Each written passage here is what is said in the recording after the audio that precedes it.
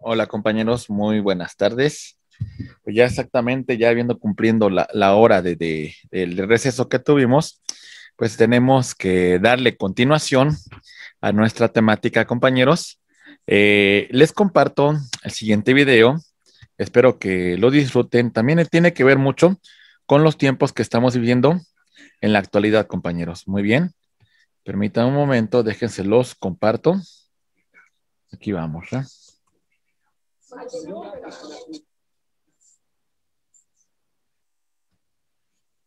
Muy bien, compañeros. Vamos a empezar entonces.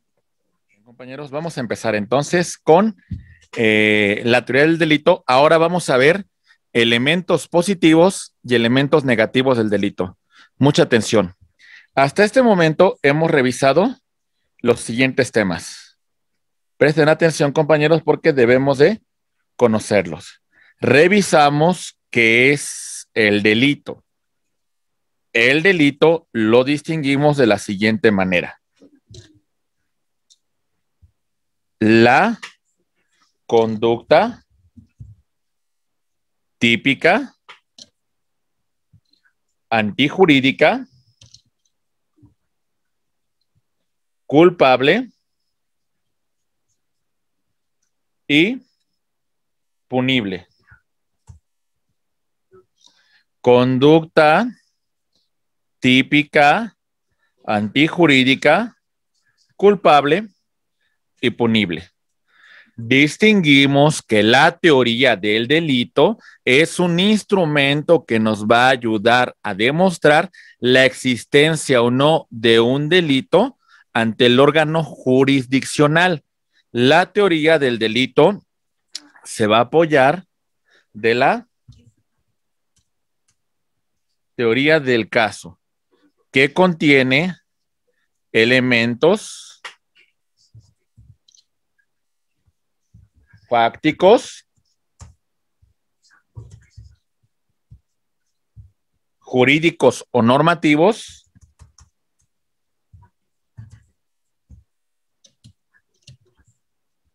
y probatorios.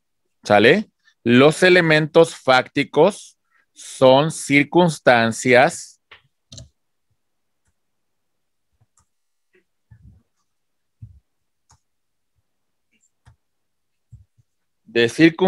de tiempo, modo y lugar. Los jurídicos tienen que ver en particular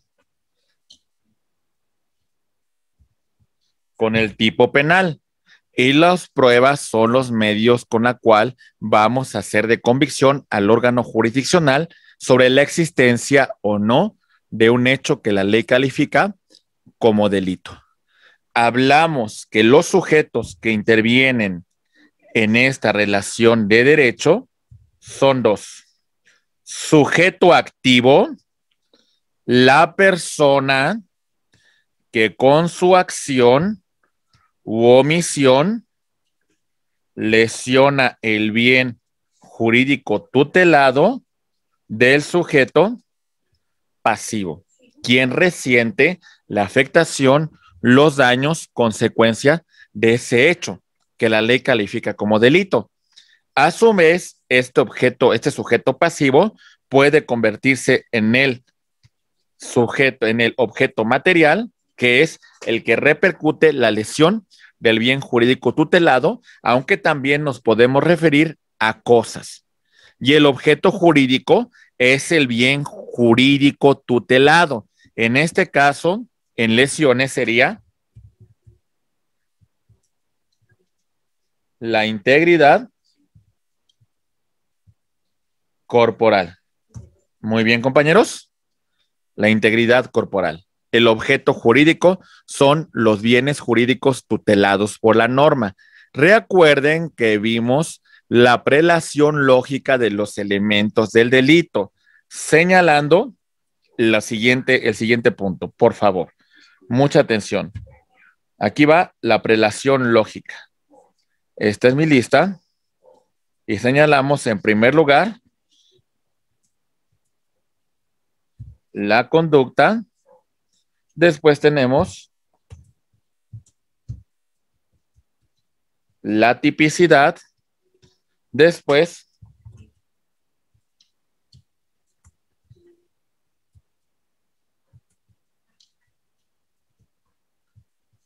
la antijuridicidad. Después tenemos el tema de la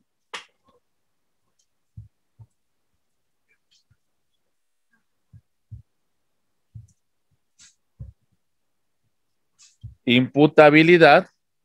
Seguimos con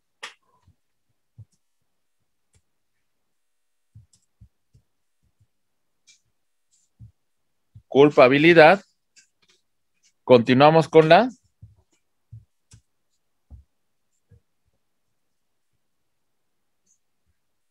punibilidad y cerramos con condiciones objetivas de punibilidad. Muy bien. La conducta puede ser de acción o de omisión. Muy bien. La tipicidad implica la adecuación de la conducta con el tipo penal. A esta relación lo conocemos como nexo causal. La antijuridicidad tiene que ver cuando la conducta viola el orden jurídico y no existe una causa de justificación. Muy bien. La imputabilidad tiene que ver con la idoneidad de un sujeto para ser tutelar, para ser sujeto de la norma penal en caso de que la infrinja. La culpabilidad es un juicio de reproche y en este caso vamos a hablar de la intención del sujeto, del dolor y de la culpa. Muy bien. Seguimos con la punibilidad, que es la sanción que contempla la norma penal, y las condiciones objetivas de punibilidad son los presupuestos que establece la ley penal para señalar un castigo por la infracción a un bien jurídico tutelado por la norma. Muy bien. Dentro de, cuando hablamos nosotros de la omisión, señalamos que existe una omisión simple y una comisión por omisión.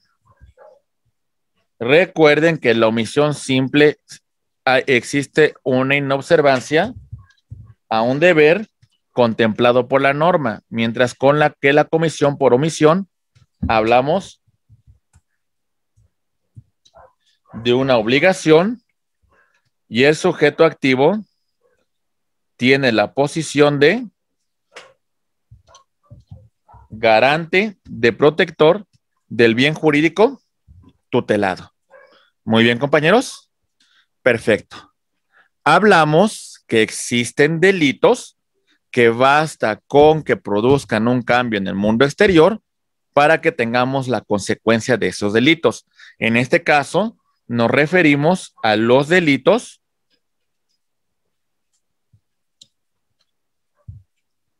materiales. Requieren un cambio en el mundo exterior. Y los delitos formales, basta, compañeros, que se realice la conducta, acción u omisión sin que se produzca un cambio en el mundo exterior. Muy bien, compañeros. ¿Qué más revisamos? Por su duración, si el delito en el mismo acto que el sujeto activo lleva a cabo su conducta se materializa, surte sus efectos, hablamos del delito instantáneo. Si el delito inició en el pasado, pero continúa en el presente, hablamos del delito permanente o continuo. Y si hablamos de una identidad del sujeto activo y del sujeto pasivo, y en este orden de ideas señalamos que por lo que respecta al sujeto pasivo, por parte del activo, realiza varias conductas, pero se comete un solo delito, hablamos del delito continuado. Muy bien, compañeros. En relación a la culpabilidad, vamos a ver que existen dos tipos de culpa.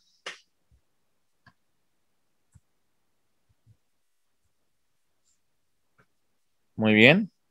Hablamos que existe el dolo y la culpa. En el dolo tenemos que existe una intención. Existe una voluntad de producir, de cometer el delito, aún sabiendo las consecuencias. Y en la culpa, vamos a dividirla en culpa con previsión y en culpa sin previsión.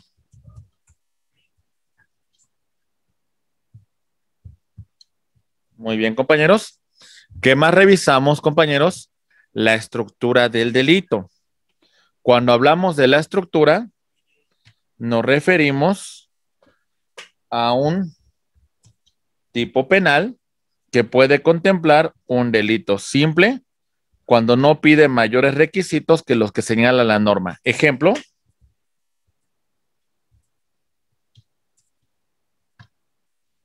y cuando señala mayores presupuestos para su materialización, hablamos del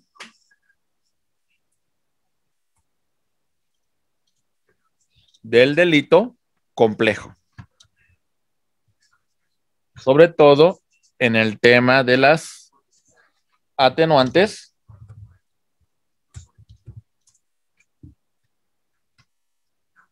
y las agravantes. Muy bien. Concurso ideal. Se van a cometer varios delitos.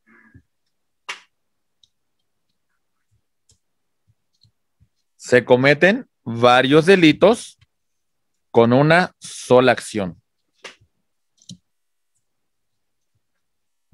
Varios delitos, una acción. Concurso real.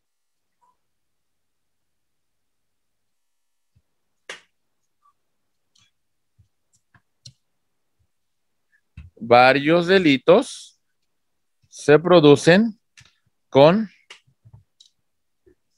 varias acciones. Muy bien, compañeros. Ok. El número de sujetos que intervienen. Señalamos que el delito es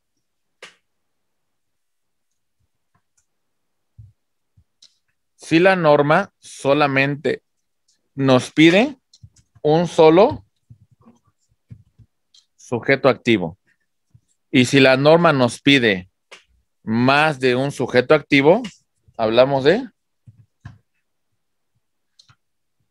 Muy bien. Ejemplo.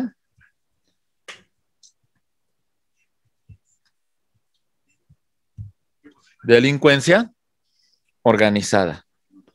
¿Cómo se persiguen los delitos?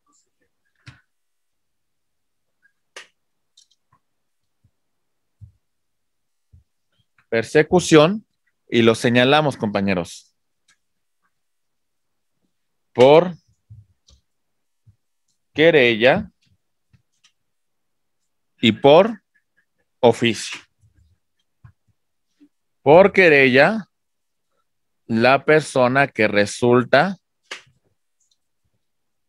afectada en su persona, en su patrimonio, los padres en ejercicio de la patria potestad,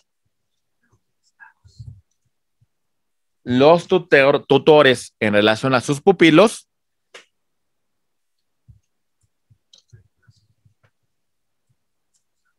y los representantes en el caso de que trate de personas morales.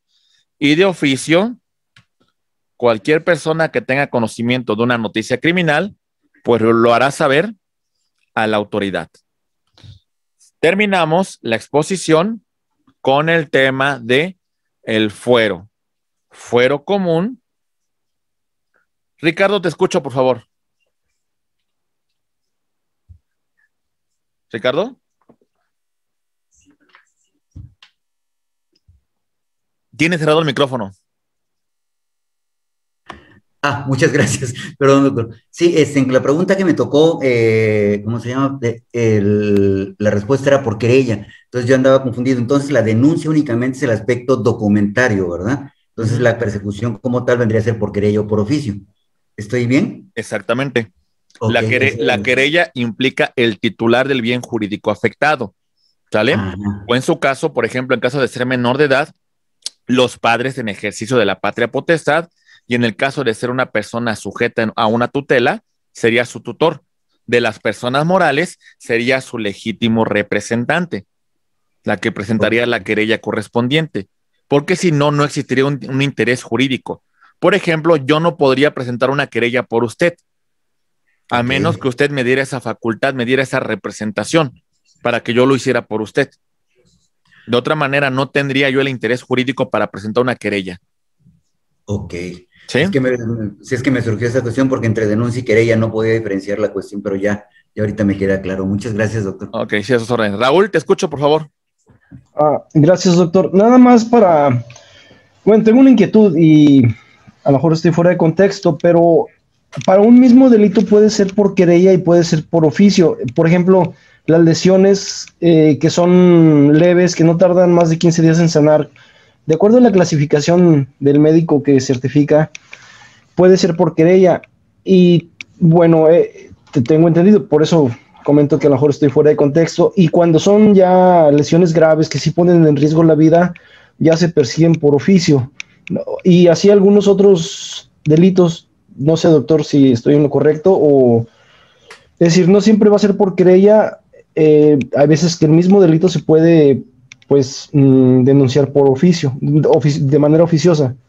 Ok, aquí es importante verificar como tal, como usted bien lo ha indicado, la gravedad del delito cometido, ¿no? No es lo mismo un delito que tarda en sanar menos de 15 días a un delito que ponga en riesgo la vida. Y bajo ese supuesto, ese es el estándar que verifica el legislador para que, pues bajo esta importancia, pues cualquier persona pueda presentar la noticia criminal y la autoridad integre una carpeta de investigación e inclusive de oficio, aunque nadie presentara la denuncia correspondiente, mi estimado Raúl. Muy bien, perfecto. Sí, gracias. Muy bien, llegamos a la conclusión de nuestras unidades anteriores hablando de la materia. Y señalamos el fuero común, señalando la competencia de las autoridades, de las entidades federativas. Muy bien. El fundamento sería en materia sustantiva el Código Penal de la entidad y en materia procesal el Código Nacional de Procedimientos Penales. En materia federal tenemos la competencia de las autoridades federales, el Código Penal Federal y tenemos el Código Nacional de Procedimientos Penales. Y por lo que respecta a la justicia castrense, hablamos del fuero militar como fundamento, el Código de Justicia Militar. Muy bien, compañeros. Ok. Ahora ya vamos a entrar a un tema que tiene que ver con elementos positivos y negativos del delito. Esto es lo que vamos a revisar a continuación, compañeros. Muy bien. Empezamos. Atención, por favor. Revisamos lo siguiente. Primer elemento, la conducta. Puede ser de acción, puede ser de omisión. Lo que se queda en el interior, lo que no se exterioriza, no es materia de la norma penal. La norma penal castiga la conducta que se externa y que produce un cambio en el mundo exterior. ¿Sí, compañeros? Esto es muy importante. Hablamos de dos tipos de omisión. Omisión simple y la llamada comisión por omisión. Recuerden que la omisión simple no se cumple, no se observa un deber jurídico, mientras que en la comisión por omisión hablamos de una obligación y de una posición de garante del bien jurídico, en este caso del sujeto que omitió realizar una conducta. La acción, compañeros, vamos a señalar que es lo siguiente. La acción es un movimiento corporal, es un movimiento voluntario y humano que modifica el mundo exterior. ¿Se entiende, compañeros? Movimiento corporal. Reiteramos este ejemplo. Aquí va. Resulta que el sujeto activo accionó su arma de fuego y privó de la vida al sujeto pasivo. ¿Se entiende? Realizó un movimiento corporal voluntario que modificó el mundo exterior. ¿Está claro, compañeros? Ok. Si no hay voluntad, no hay conducta. ¿Se entiende? ¿En qué supuestos la voluntad no se manifiesta, compañeros? Vamos a verlo a continuación.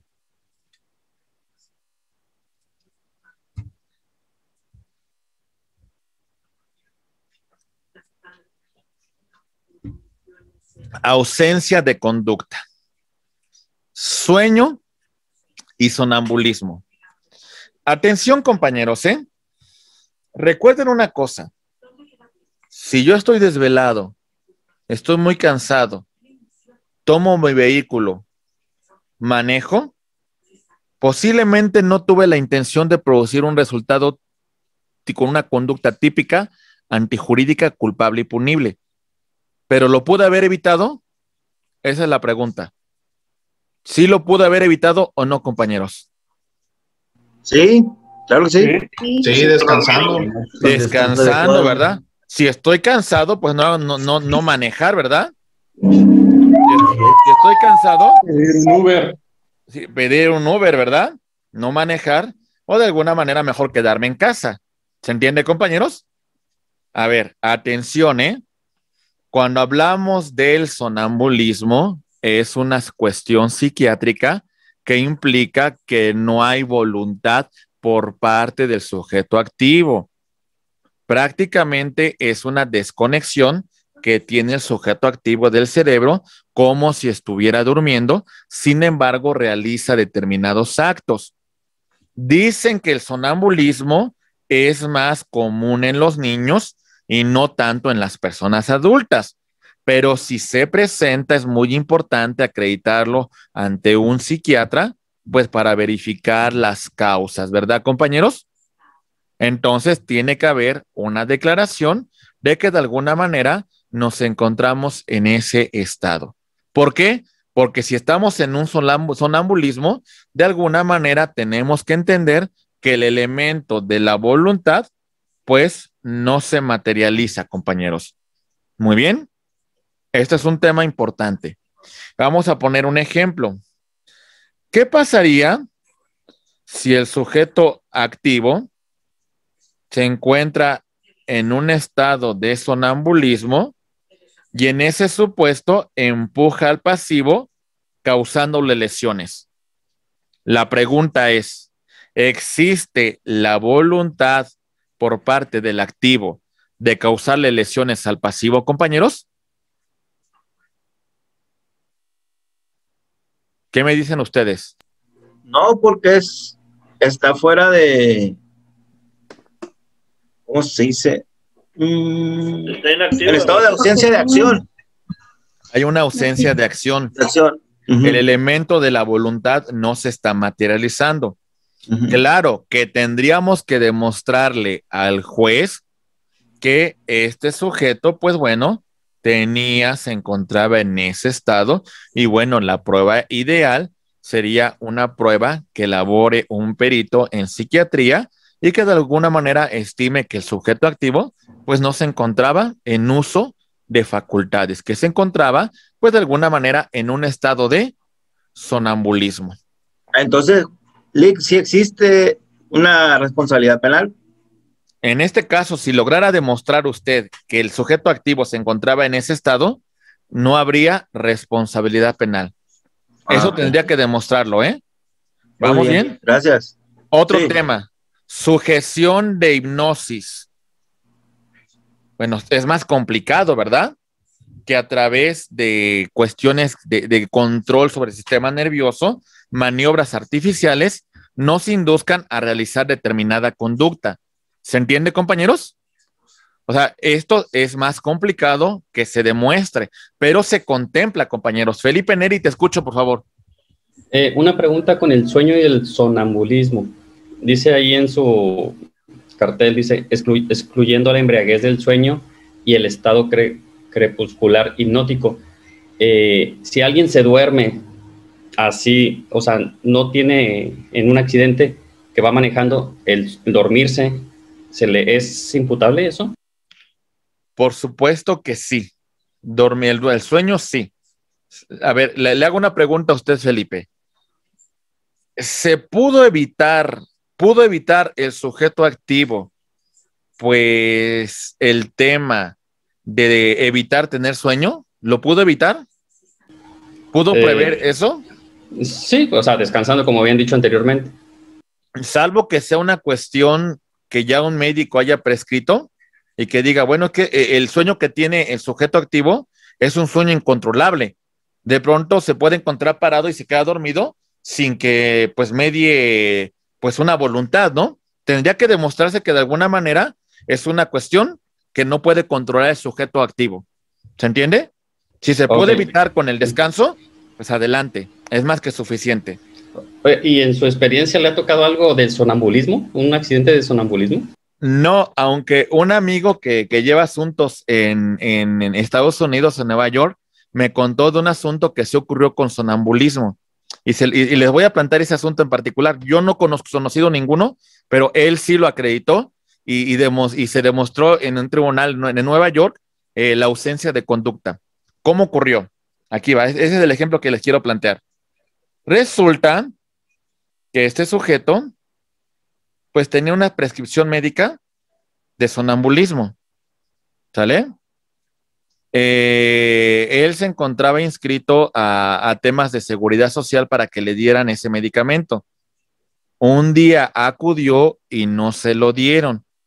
Entonces, en la noche, él necesitaba consumir el medicamento, pero no se lo dio por causas ajenas a él. Es medicamento que, como era una persona de escasos recursos, prescribía solamente, pues, en este caso, los sistemas de salud en los Estados Unidos. Como esta persona esa noche no tuvo su medicamento, dice que soñó que estaban robando en su casa y que bueno que él agarró y que estaba estrangulando al ladrón cuando en realidad estaba estrangulando a su esposa, pero él se encontraba dormido, él estaba en ese estado de sonambulismo y bueno, de alguna manera se logró demostrar con estudios psiquiátricos que él tenía ese estado y que no comprendía lo que hacía en ese supuesto y bueno, se le imputó a la autoridad de salud no haberle suministrado los medicamentos que requería este paciente, porque él ya tenía esta declaratoria de sonambulismo y requería tomar medicamento para poder dormir. ¿Se entiende, Felipe? Sí, ok, muchas gracias. Okay. Bueno, la hipnosis es un poquito más compleja, ¿no? Imaginen que este sujeto realiza determinada sujeción al sistema nervioso y en esta hipótesis, en este control mental, la obliga a cometer una conducta delictiva. Es un poquito más complejo, pero bueno, dicen muchos que realmente sí existe una sujeción mental por parte de la hipnosis. No sé si ustedes conozcan un caso de estos, compañeros, pero bueno. Si se logra demostrar, adelante. Hablamos de ausencia de conducta. El detalle es demostrarlo, compañeros. Y como ya lo mencionamos con Felipe, si se acredita la ausencia de conducta, no hay responsabilidad penal. Muy bien, compañeros. Ok. Siguiente parte, compañeros. Manuel, levantaste la mano, te escucho, por favor. Sí, una duda nada más en cuestión a lo que manejaba del hipnosis. ¿Cómo quedaría la figura de la persona, ahora sí, hipnotizada y la persona que hipnotiza? ¿Quedaría como actor material e intelectual o cómo se manejaría? Si de alguna manera lograra demostrar que hay una sujeción mental por parte de la persona que está hipnotizando a este sujeto y en ese estado de hipnosis comete un delito, aquí inclusive podríamos decir que él sería el autor material del delito y que se está sirviendo de este instrumento para la comisión del hecho delictivo. ¿Sale? La única responsabilidad recaería en este sujeto y este no tendría ninguna responsabilidad, ¿eh? Ok. Está un poquito, no confuso, sino que uno espera otras cosas o piensa que es otra cosa. Está complejo que se dé, ¿verdad? Sí, porque pues uno entiende que la persona que planea, podríamos decir, ¿no? Se considera intelectual y la que realiza material, ¿no? Pero en este caso no habría responsabilidad penal para este sujeto, ¿eh? Ajá, pero le digo, sí, por ese lado sí se va un poquito así como complejo, ¿verdad? Sí, está un poquito, tendría que estudiarse mucho ese tema para checar más que nada, aunque usted dice que no tiene responsabilidad alguna, pero siempre queda a mí me queda la duda. Ok, si usted como defensa logra demostrar la ausencia de conducta, derriba la teoría del caso, derriba todo el presupuesto que presenta el Ministerio Público, ¿eh? Se acabó. Okay. Al día siguiente tendría que salir su cliente si estaba sujeto a una prisión preventiva, ¿eh? Se acabó la causa. No hay más que decir, ¿eh? Si lo logra demostrar, se acabó.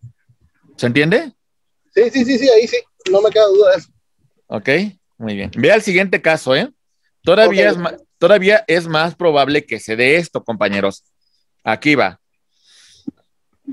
Inconsciencia en alto grado. ¿Cómo está esto, compañeros? Pues bueno, a veces tenemos movimientos reflejos que tienen que ver de una cuestión fisiológica, de una cuestión del sistema nervioso, sin que nosotros pues controlemos los movimientos de nuestro cuerpo. ¿Se entiende, compañeros? Por ejemplo, habrán visto, por ejemplo, los programas esos del Chavo, del Chapulín, en la cual a un paciente le pegan en una parte del cuerpo y de forma refleja como que el pie lanza una patada, ¿no? ¿Sale? O a lo mejor el sujeto recibe un pequeño impulso eléctrico y reacciona en determinado sentido. ¿Se entiende, compañeros? O de alguna manera tenemos algún espasmo nervioso, alguna cuestión de algún ataque, alguna circunstancia que implica que no encontramos aquí un elemento volutivo, sino todo lo contrario, es un elemento fisiológico. Aquí no encontraríamos responsabilidad penal por parte de este sujeto. ¿Se entiende, compañeros? Le pega en la pierna, levanta la pierna y le pega causándole lesiones a este sujeto pasivo. Evidentemente no habría responsabilidad por parte de este sujeto. Felipe, te escucho, por favor. Eso también pasa, por ejemplo, cuando alguien puede asustar a una persona y la otra persona se voltea y le da un golpe que lo mata. ¿Ahí también es lo mismo? podría ser un movimiento reflejo, o sea, es un movimiento que, te asustaste y lanzaste un golpe, como que te hiciste un espasmo y a lo mejor le puedes provocar una lesión a otra persona, ¿no? Ok. Me acuerdo de un programa de televisión, de verdad no quiero herir ninguna susceptibilidad, pero lo voy a comentar porque ahorita me vino a la mente. El programa se llama 1000 maneras de morir, ¿sale? ¿Sí lo han escuchado? Bueno, Sí. había un caso de una chica que con cualquier vibración tenía un orgasmo, con una vibración del celular, con una cuestión de que sonaba el timbre, con X o Y razón. Resulta que a su novio le gustaba, pues, que provocarle esto a su novia, ¿no? Y en una ocasión, más o menos ocurrió esto, compañeros. Aquí va. Se supone que se encontraban en unas escaleras. Imagínate, aquí están las escaleras. Y resulta que la chica iba caminando, ¿sale? El otro sujeto se encontraba detrás de ella, le lanza una vibración con su celular, la chica tiene un espasmo, sin querer golpea al sujeto, el sujeto cae y muere. ¿Se entiende? No hay responsabilidad penal para esta persona. Solamente por poner un ejemplo, burdo, pero bueno, así ocurrió en el programa de 1000 maneras de morir. ¿Se está claro, compañeros? ¿Vamos bien? Ok. Siguiente punto. Fuerza irresistible. Atención, compañeros. Fuerza irresistible. Una fuerza que no puede el sujeto activo prever, que no puede evitar. Una energía humana o una energía subhumana. ¿A qué nos referimos con la energía humana cuando hablamos de vis absoluta? Imaginen este caso, compañeros. ¿Qué pasaría en el siguiente caso, compañeros? A ver, pongan mucha atención. ¿Qué ocurriría, compañeros, si esto pasara? A ver. Este sujeto empuja a este otro que se encuentra aquí. Este tropieza, pum, le pega a ella, causándole lesiones. La pregunta, ¿hay responsabilidad penal por parte de este sujeto? No. No habría responsabilidad. Hablaríamos de una vis absoluta. En todo caso, quien sí tiene responsabilidad sería este sujeto. Sí. ¿Se entiende? Por ejemplo, en el tema de la carambola de vehículos. Aquí va. Resulta que aquí tenemos 2 vehículos, ¿vale? Y llega un tercero, le pega a este, provocando que este choque con el otro vehículo. En realidad, no tendría responsabilidad alguna este sujeto y la responsabilidad sería del sujeto que impactó. ¿Se entiende? Hay una fuerza irresistible que no se pudo prever, que no se pudo evitar. ¿Se entiende, compañeros? Muy bien. La vis subhumana o también conocida como vis mayor. Imaginen este caso, un acontecimiento de la naturaleza. Resulta que A se encontraba manejando su vehículo en la ciudad. De pronto hay un movimiento telúrgico, pierde el control como consecuencia de ese sismo, provocando lesiones a una persona. ¿Habría responsabilidad penal para A en la comisión de este hecho, compañeros? Pues evidentemente no. No habría responsabilidad porque ¿qué puede hacer él para evitar un acontecimiento de la naturaleza, no? Imaginen ustedes un ciclón, imaginen ustedes un huracán. ¿Qué podemos hacer, compañeros? Manuel, te escucho, por favor. Manuel, ¿levantaste la mano? Así es, ¿qué pasa con los daños? Por ejemplo, dice usted, en el caso del vehículo, sí se entiende que es una fuerza, pues, ahora sí que no se puede controlar, pero ocasionas un daño. Queda afectada la otra persona y no recibe nada. Ni civil ni penalmente hay responsabilidad, ¿eh? No hay responsabilidad. Si usted tomó la precaución de tener un contrato aleatorio mercantil que se llama de seguro, pues adelante, ¿no? A lo mejor puede prever daños a terceros, pero no tendría usted, en primer lugar, responsabilidad, mi estimado Manuel.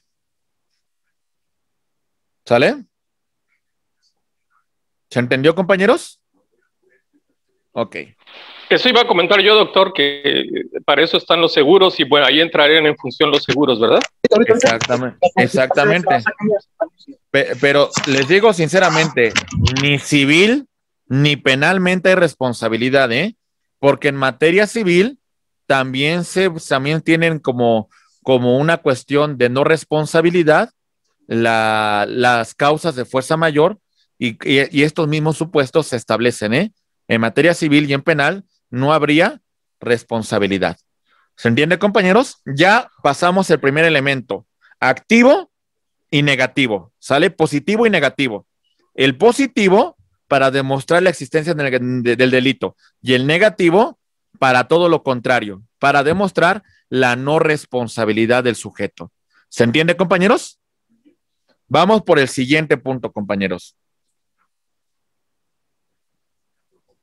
¿Ok? Ahora hablamos de la antijuridicidad. Decimos que es toda conducta contraria al orden jurídico, ¿sale? Toda conducta que lesiona un bien jurídico. Encontramos algunos supuestos como los siguientes: la legítima defensa, el estado de necesidad, el ejercicio de un derecho, el cumplimiento de un deber, el consentimiento del ofendido y el impedimento legítimo. Muy bien. Vamos a verificar, compañeros, los primeros 4 que son como los más relevantes y a grosso modo desarrollo los siguientes estos. En primer lugar, cuando hay consentimiento del ofendido, compañeros, ¿cuándo se va a presentar? Imaginen ustedes este caso, compañeros. Aquí va. Tenemos que A le dona su celular a B, ¿sale?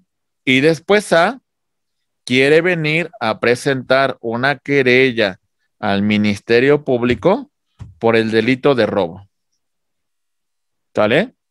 En este caso nos encontramos que quien dispuso del bien, quien lo transmitió, es el propio sujeto pasivo. Como consecuencia, no existiría responsabilidad penal para esta persona. ¿Se entiende, compañeros? Ok. Existe un impedimento legítimo para que no presentemos alguna cuestión de declarar en contra de las siguientes personas. Aquí va. Compañeros, pues bueno, imaginen este caso. A cometió un delito, ¿sale?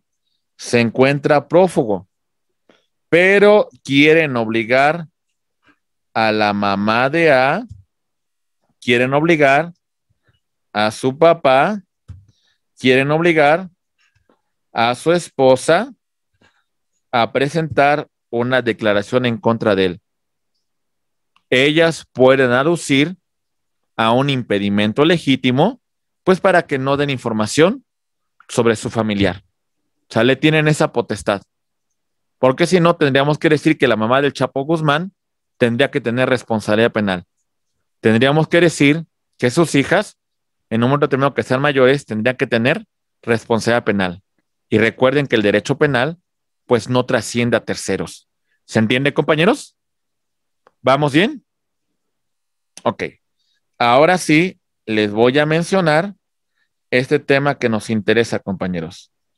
Hablamos de La legítima defensa. El sujeto activo actúa para repeler una agresión que injustamente está sufriendo o va a estar a punto de sufrir. Algunos elementos de la legítima defensa son los siguientes. No hay provocación por parte del sujeto activo. ¿Se entiende, compañeros? Porque si el sujeto activo hubiese provocado, ya no nos encontraríamos bajo esta hipótesis. ¿Se entiende, compañeros? No hay provocación. ¿Está claro, compañeros? El sujeto está a punto de cometer una agresión. ¿Sale? Va a cometer una agresión, en este caso en particular. Imaginen este caso, compañeros. Aquí va. Perdón. Imaginen este caso.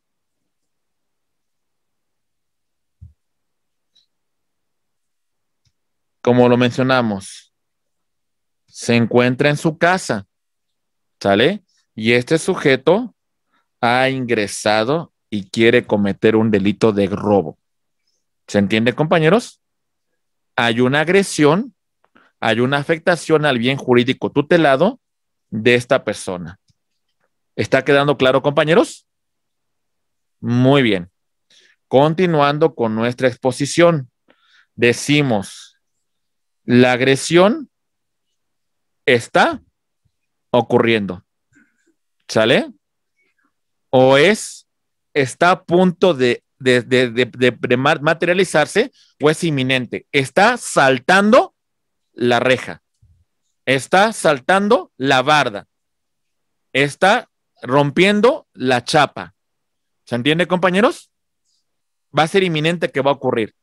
No debe quedar aquí, en la imaginación. Nada de que, bueno, es de que yo me encontraba en casa y vi que estaba caminando por la calle. Compañeros, eso no es una agresión real, ni actual, ni inminente. ¿Se entiende, compañeros? ¿Vamos bien? En este caso, la persona que recibe la afectación está actuando sin ningún derecho. Quien repele la agresión lo hace para proteger bienes jurídicos de él mismo o de terceros. ¿Se entiende, compañeros? La legítima defensa también puede ser para repeler, pues, derechos de terceras personas. Atención, tiene que ser racional. ¿Se entiende, compañeros? Ok. Hace como unos 8 meses hubo un asunto muy sonado en el Valle de México. Me imagino que sí lo habrán escuchado. Imaginen este caso, compañeros. Resulta que nos encontramos en el transporte público. Aquí va. Este sujeto, aquí está el transporte. Estamos dentro de la combi. Aquí habían unos pasajeros, aquí habían otros, y entonces el sujeto, junto con su cómplice, se subieron y bueno, dijeron, ahora sí ya valió, denos todo lo que traiga. El chofer avanzó y uno de los secuaces pues se quedó atrás, ¿verdad? Esta circunstancia se aprovechó para que los pasajeros, pues, pum, agredieran a este sujeto. ¿No hay legítima defensa?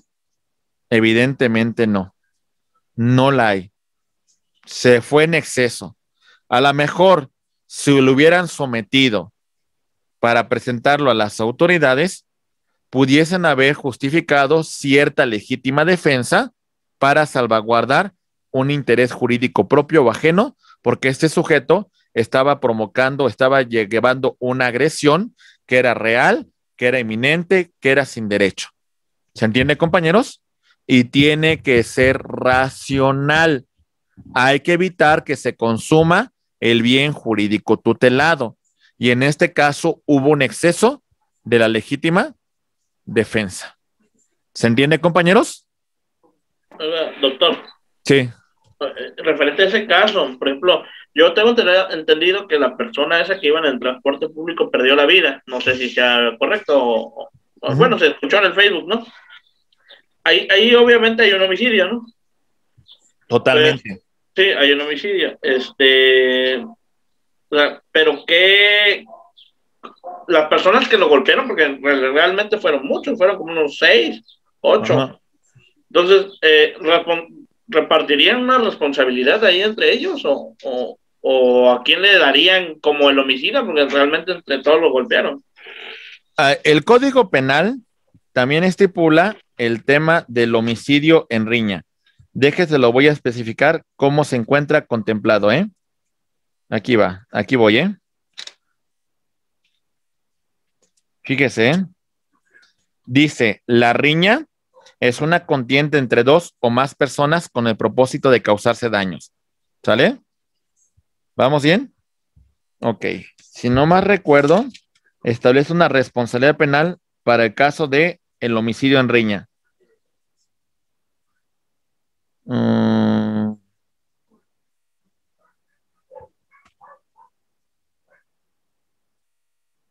Dice, aquí en ocasiones, deja ver, lesiones, homicidio.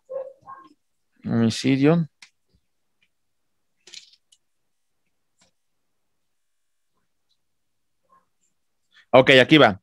Al que prive de la vida a otro en riña, se le impondrán de 4 a 12 años de prisión si se trata del provocador y de 3 a 7 años si se trata del provocado.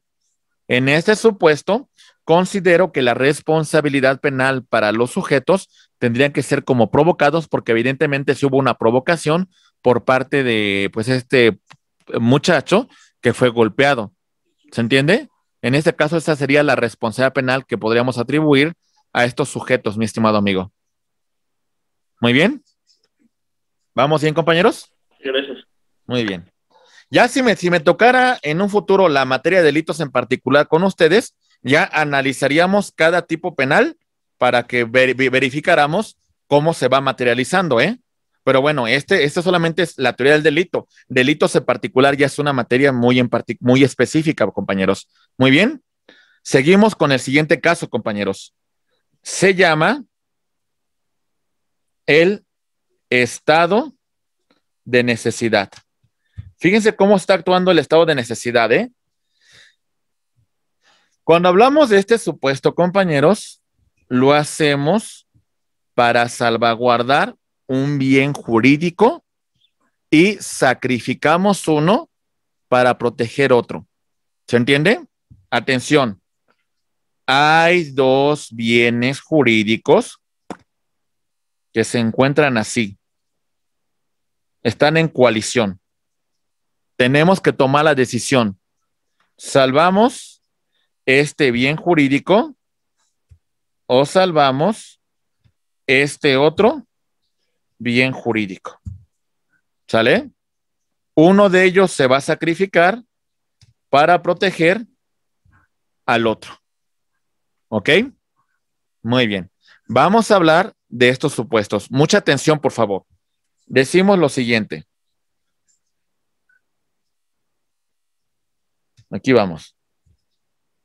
Estado de necesidad. Hay un peligro de afectación de un bien jurídico tutelado. El peligro no es imaginario, es un peligro real y hay una situación que está a punto de ocurrir o es inminente. ¿Se entiende, compañeros? No es ocasionada por el propio agente para hacerse el héroe, ¿no? Sacrifico uno para proteger otro, pero para hacerme el héroe. ¿Se entiende? Vamos a sacrificar un bien jurídico de menor valor. ¿Se entiende, compañeros? No, esto también tiene que ser considerado que el peligro no pudo ser evitable por otros medios, porque si se demuestra que había otros medios para evitar esa puesta en peligro, compañeros, entonces no se va a acreditar el estado de necesidad. Hay un deber jurídico de afrontar el peligro. Ricardo Mejía, te escucho, por favor. Gracias, doctor. Mire, en medicina tanto intrahospitalaria como prehospitalaria existen casos de atención a múltiples víctimas. En casos de atención a múltiples víctimas, cuando son pocos los paramédicos y los médicos que en un momento dado están en acción, se tiene que hacer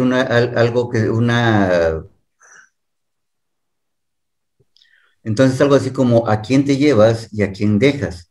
Entonces, se trata de que en esta priorización, en rojo, amarillo y verde, por decirlo de alguna manera, uno de los más sencillos de casos de triage, se decide quién es el que está más grave, pero con probabilidad de supervivencia, no aquel que tiene lesiones mortales por necesidad. Este caso de triage cae en este punto ¿cómo se llama?, de estado de necesidad, o incurriría de alguna manera en otra necesidad. Claro, se toma en este caso la consideración, por decirte, por decir lo del bien tutelado, el menor, ¿no? Los niños, y entonces en igualdad de situación, en igualdad de lesiones aparentes con los adultos, nos llevamos al niño, por supuesto, por ser el bien protegido también, además de la vida. Aquí se suma que es el menor de 18 años, ¿no? Entonces, esta situación es un tanto cuanto compleja, creo yo, desde que estoy escuchando esto. Imagine este caso. Este es el incendio de la guardería ABC. ¿Sale? Recuerde usted que inclusive llegó un camión y se estrelló con la barda para tratar de rescatar a algunos menores. ¿Sale? Sí. La pregunta es, ¿este sujeto que se estrelló lesionó un bien jurídico tutelado por la norma? Sí, sí lo lesionó. Sí, porque es la propiedad. Exactamente, sí, efectivamente. Pero lo hizo porque salvaguarda bienes jurídicos superiores. La vida. No hay responsabilidad penal para ese sujeto porque lo hizo para salvaguardar bienes de mayor jerarquía. Muy bien. Otro caso, también esto también ocurrió hace algunos años aquí en la Ciudad de México. Resulta que una señora en Las Lomas dejó su vehículo. Dentro del vehículo había un bebé. Era un vehículo de estos de alta gama que tiene un valor mayor de $1 millón. Era un Ferrari o un Lamborghini, o sea, una cuestión así muy ostentosa. Y resulta que había un pequeño adentro y había una temperatura como de arriba de 35 grados, 34, 35 grados más o menos, 35, 36 grados. Había muchísimo calor. Y entonces una persona pues consideró que el niño se encontraba en peligro y rompió el cristal para salvaguardar la vida del menor. Cuando llega la persona, le reclama un tema de reparación por más de 100,000 pesos por el tema de que rompió un parabrisas. Evidentemente se causó una lesión a un bien jurídico tutelado, pero el juez, por supuesto, que va a tomar en consideración que se hizo para salvaguardar uno de mayor jerarquía. ¿Se entiende, compañeros? El riesgo y la dificultad está, compañeros. ¿Y qué pasa cuando son bienes que tienen la misma jerarquía? La vida. ¿Qué podemos hacer, compañeros? Y la doctrina penal le ha entrado al punto, compañeros. La doctrina penal llama a esto no exigibilidad de otra conducta. Anótenlo así, por favor. No exigibilidad de otra conducta. Voy a poner un caso en particular. ¿Sale? A ver. Imaginen ustedes que en alta mar hay un naufragio y un padre tiene que tomar una decisión. Solamente puede rescatar a uno de sus 2 hijos que se está ahogando. No puede rescatar a los 2. Tiene que sacrificar una vida para proteger a otra. Y bueno, en este caso dice, estás un poco más lejos, no te puedo rescatar, lo siento. Voy a rescatar a él. ¿Le podríamos exigir otra conducta, compañeros? ¿Habría la posibilidad de decirle, oye, qué manchado, debiste haber rescatado a los 2? Imposible, compañeros. No se podría. ¿Se entiende? Otro caso que menciona Muñoz Conde en su libro Teoría del Delito. Francisco Muñoz Conde nos señala este ejemplo. A ver, dice, ¿qué pasaría en un naufragio si tenemos que 2 sujetos se encuentran en alta mar, ya llevan varios días y ambos se encuentran ya en el último lapso ya, están a punto de morir, ¿sale? Y uno, para sobrevivir, mata al otro y se alimenta de su cuerpo. Ambas vidas son valiosas. ¿Podríamos ejercer un reproche en contra de este sujeto que privó de la vida al otro? La doctrina penal no, dice... No. Fue la situación de los supervivientes de los Andes. Probablemente socialmente sí, ¿no? Pero ya legalmente no. Inclusive la iglesia falló a favor. Dijo que permitía esta conducta in extremis. Sí, son circunstancias que a lo mejor hasta que estemos en ese momento, pues no podemos percibir, ¿verdad? ¿Sale? Doctor, tengo un ejemplo real. A ver, dime, por favor. Yo fui director de la Policía Ministerial en Baja California Sur. Ajá. Y me tocó el asunto de la pandemia. Uh-huh. Cuando recién comenzó la pandemia en febrero, marzo, en abril, la situación nacional fue que todo el mundo, los que tenían situaciones personales de diabetes, sobrepeso y embarazadas, se fueron a su casa porque era prioritario proteger las vidas de esas personas en todo el espectro de la sociedad. Al mes y medio hubo un decreto nacional donde se indica que las Fuerzas Armadas, las policías y los elementos del sistema sanitario son personalidades jurídicas de orden esencial. En ese momento cambia la condición jurídica de los compañeros y tenemos que ordenar que se incorporen a trabajar todos, aduciendo precisamente el estado de necesidad excluyente. Artículo 8, derecho a la salud. Artículo 21, derecho a la seguridad pública para los ciudadanos. Y entonces, ante ambos derechos, con el privilegio de los derechos humanos, los policías, los soldados y los enfermeros y doctores, tuvimos que poner nuestro derecho a la vida, el derecho a la salud, por debajo de nuestra obligación para otorgar seguridad pública. Y hasta ahorita esa es la condición que prevalece.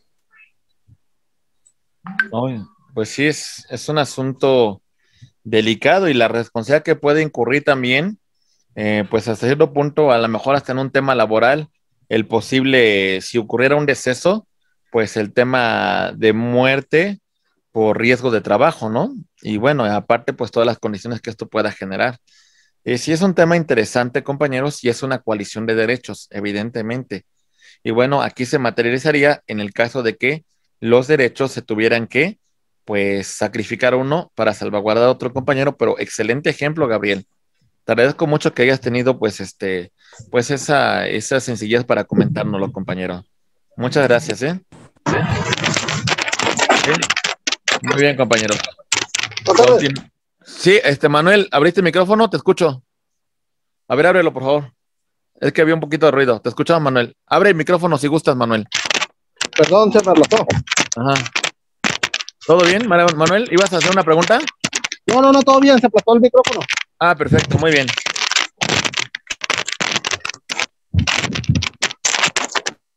Muy bien, compañeros. Siguiente. cumplimiento de un deber y ejercicio de un derecho. Son dos cuestiones completamente distintas, compañeros. Cumplimiento de un deber tiene una situación de que existe una obligación legal de protección, ¿sale? Como el caso que nos menciona Gabriel. Aquí vamos a verlo, compañeros. Vamos a ver.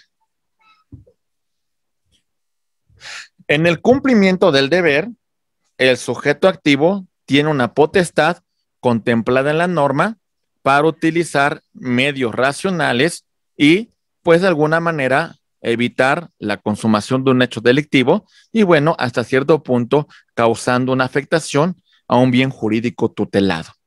Existe un peligro y hay una obligación del activo legal de protección y utilizar medios racionales, pues, para que esto se pueda llevar a cabo. ¿Se entiende, compañeros?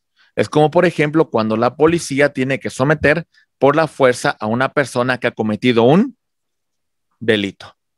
¿Se entiende, compañeros? ¿Vamos bien? Ok, esto es un cumplimiento de un deber. O inclusive, vamos más allá, compañeros. Si hay un tiroteo y el policía tiene que privar de la vida al delincuente, a la persona que infringió la norma, pues bueno, pudiese acreditar que existía una exigencia legal de cumplir con su obligación, cumplir con un deber. ¿Se entiende, compañeros? Y bueno, no establecer una responsabilidad penal para este sujeto activo. Y tenemos también nosotros el ejercicio de un derecho en la siguiente hipótesis, compañeros. Vamos a verlo.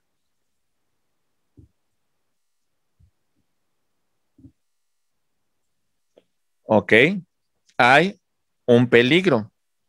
Hay una existencia de libertad legal para que el sujeto activo pueda actuar.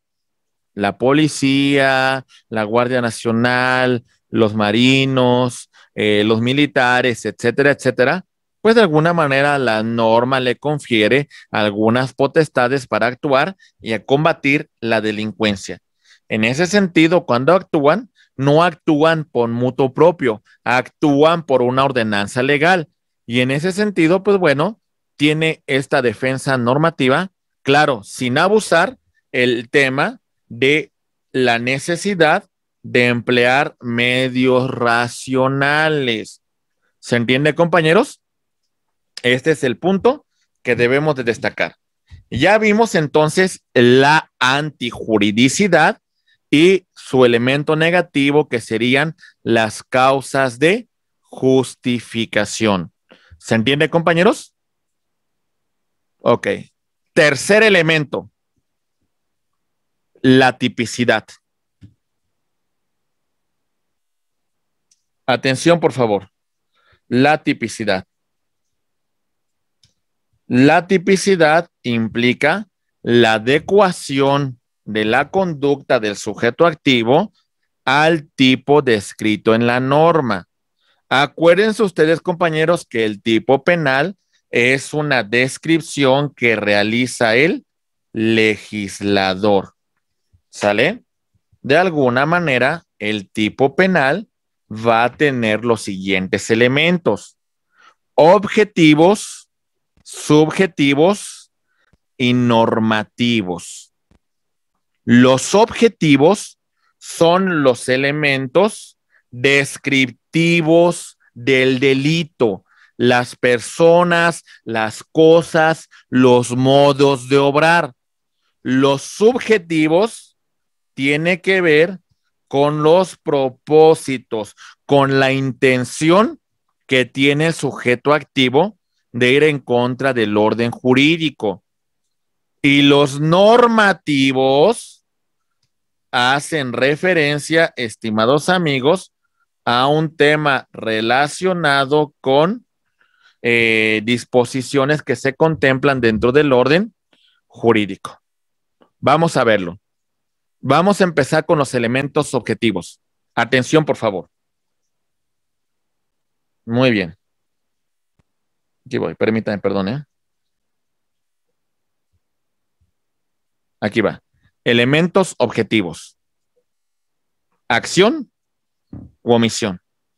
Esto ya está más que estudiado, compañeros. La acción consiste en un movimiento muscular que se exterioriza y la omisión consiste en un no hacer que produce un resultado. ¿Sale? En este supuesto vamos a establecer si esta acción o omisión es voluntaria e intencional. Primer elemento objetivo. Segundo elemento objetivo.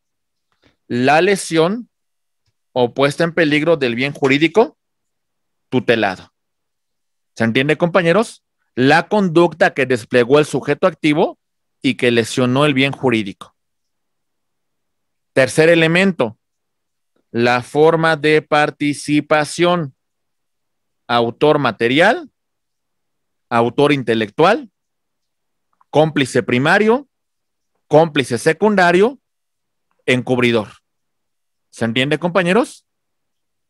Vamos a identificar al sujeto activo y al sujeto pasivo. ¿Se entiende? Vamos a describir los elementos objetivos de un delito. ¿Listos? Ok, vayan siguiendo este ejemplo, por favor. Acción, omisión, lesión o puesta en peligro, forma de intervención, identificamos sujeto activo y sujeto pasivo. ¿Listos? Ok, vamos a hacer un ejemplo.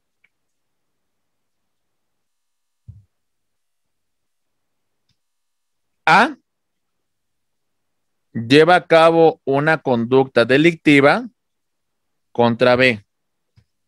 Esta conducta delictiva consiste en lesiones. Muy bien, compañeros. Ok, vamos a empezar. Primer punto. ¿Quién quiere intervenir? ¿La conducta del sujeto fue de acción o de omisión? De acción.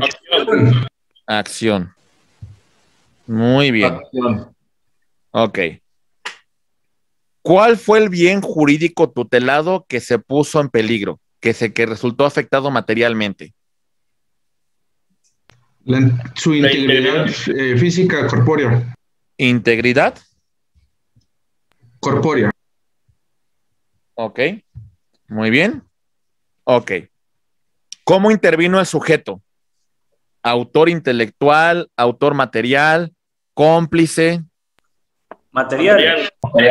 Es un autor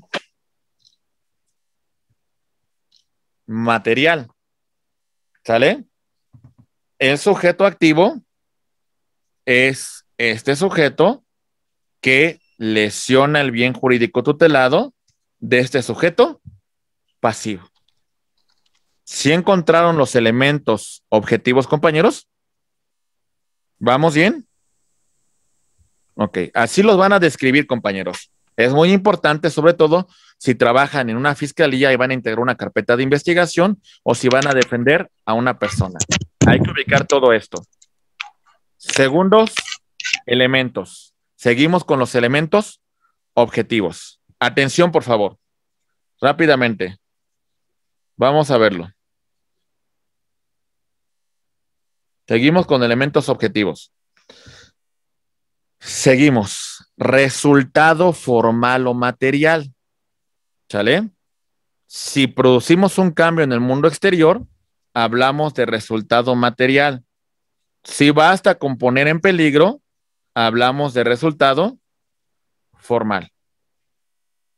Nexo de causalidad o de atribución. La relación de la conducta con el resultado. Objeto material. Sobre lo que recae la conducta delictiva. Medios utilizados. Las herramientas del sujeto activo. ¿Sale? Para llevar a cabo el injusto penal. Circunstancias de tiempo, modo, lugar. ¿Sale? Respecto al espacio, al lugar geográfico, a las condiciones bajo las cuales se lesiona el bien jurídico tutelado. Vamos a contemplar y vamos a ampliar el tema de un caso. ¿Listos, compañeros? Voy a ampliarlo un poco más. Vamos a describir los elementos objetivos de un delito. Vamos. Aquí está. Reiteramos. A, usa una arma de fuego para privar de la vida a B. ¿Sale, compañeros? Vamos a ver todos los elementos objetivos. Conducta de A, acción o de omisión. Acción. Acción. Acción. Acción. Muy bien. Bien jurídico tutelado, ¿cuál sería? La vida. La vida. La vida. La vida. Ok. La forma de intervención del sujeto activo. Autoría. Material. Material. Ok. El sujeto activo, pues bueno, aquí lo tenemos, el que privó de la vida, y el sujeto pasivo, pues el que perdió la vida. ¿Verdad, compañeros? Ujú. Ok. Así es. Resultado, material o formal. Material. Resultado material. Cambio en el mundo exterior, ¿verdad? Así es. ¿Hay relación entre la conducta y el resultado, que es la privación de la vida? Sí. Sí. Ok, hay relación, ¿verdad? Hay un nexo de causalidad. Ujú. El objeto material, ¿quién sería? El El B. arma. No, ¿Quién? la B. La arma sería la herramienta, ¿no? Ajá, en Tienes este razón. caso, el objeto material sería la persona que yace sin Ajá. vida. Los medios utilizados, pues serían las herramientas que utilizó el activo, ¿verdad? Para privar El de la arma de vida. fuego, ¿no? Exactamente, al pasivo. ¿Ok? Circunstancias de tiempo, modo y lugar. Fue en la furtividad de la noche, lo estuvo acechando, se encontraba pues de alguna manera en ventaja, ya lo había estado revisando con tiempo de antelación para que llevara a cabo la conducta delictiva. ¿Se entiende, compañeros? El contexto Esto, circunstancial, ¿no, Lick? el tema de las circunstancias Del bueno, entorno. el entorno sí es circunstancial, pero sí le va a servir como base cuando usted integra una carpeta de investigación. Ok. ¿Sí? Muy bien. Bien, compañeros. Vámonos con los elementos normativos. Maestro, doctor, ampliar un poquito el asunto del objeto material? Tengo Claro. confusión. El arma, el cuchillo, es... Ok. El objeto material, amigo, va a ser el instrumento, la herramienta que utiliza la persona, el sujeto activo, para causar una afectación al bien jurídico tutelado. Bueno, esos son los medios empleados, los medios utilizados. El objeto material, por ejemplo, en el delito de robo, ¿cuál sería? El patrimonio. Sale el celular que fue desposeído, la televisión que fue robada, la computadora que se robó, etcétera. Ese es el objeto material. El objeto material en el homicidio sería el cuerpo que yace sin vida. ¿Sale? ¿Sobre qué recae la conducta del sujeto activo? En el caso de las lesiones, la afectación a la integridad corporal de una persona. En el caso de la violación, implica la lesión a la libertad sexual de la persona de decidir esa persona con autonomía con quién tener relaciones, y se impuso una cópula por la fuerza. ¿Se entiende, compañero? Gabriel. O sea, entonces, el objeto material sería la sustancia del bien jurídico tutelado. Sí, por ejemplo, en el robo, ¿cuál sería, mi estimado Gabriel? El patrimonio. Exactamente. En el homicidio. La vida. Exactamente. En el caso de lesiones. Pues en el caso de violación, la libertad de copular con quien desee la mujer. Ok, la libertad de cópula, hombre o mujer, porque acuérdense que también puede darse la violación equiparada, ¿verdad? También. Ok, vamos. No, como dice que el objeto material es la pistola. No, ese es el medio utilizado. Herramienta, ¿no? Esa es la herramienta, ese es el medio utilizado, mi estimado amigo. ¿Sale? Okay, muchas gracias. Sí, muy bien. Elementos normativos. Atención.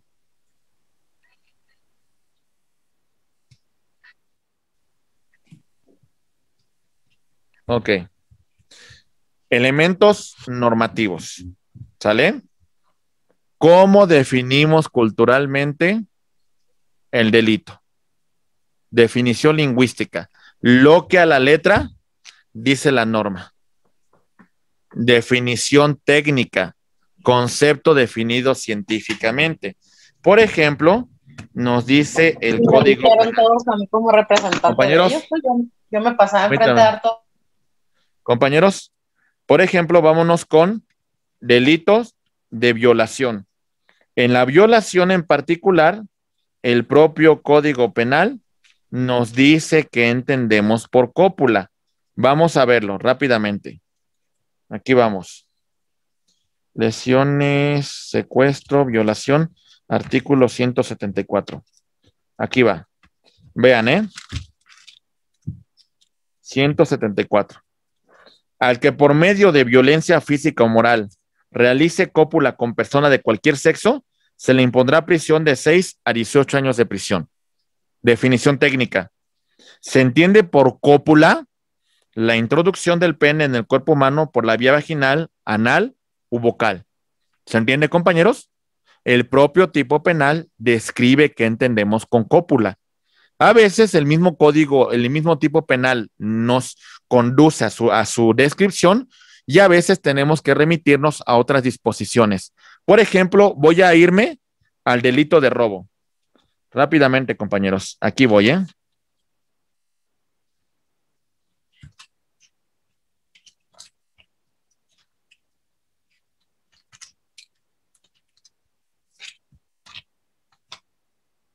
Permítanme. Delito de robo. Nada para que les quede muy claro, compañeros. Aquí voy. Robo, robo, robo, robo. Ok, 220. Ok, vamos rápido. Artículo 220. Vean lo que dice, Artículo 220. Al que con ánimo de dominio y sin consentimiento de que legalmente pueda otorgarlo, se apodere de una cosa mueble ajena, se le impondrán. En estricto sentido, a lo mejor para alguien que es abogado entiende este significado. Pero, por ejemplo, si yo quisiera encontrar el dominio, si yo quisiera encontrar qué se entiende por el tema de la cosa mueble ajena, tendría que remitirme al Código Civil para entenderlo, compañeros. ¿Se entiende? O sea, tenemos que recurrir a otra normativa para encontrar una definición adecuada. Los elementos normativos. ¿Se entiende, compañeros? Muy bien. En este caso me voy a una definición legal para entender qué es el patrimonio, para entender qué es la posesión, para entender qué es el ánimo de dominio. Muy bien. Ok. Elementos subjetivos. Los terceros, compañeros. Aquí vamos. Decimos los genéricos. Dolo y la culpa. ¿Sale? Dolo directo y dolo eventual. Dolo directo. Aquí vamos, compañeros.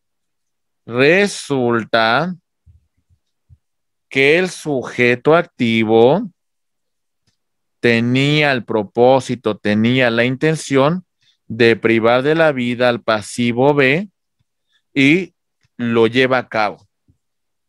¿Sale? Es un dolo directo.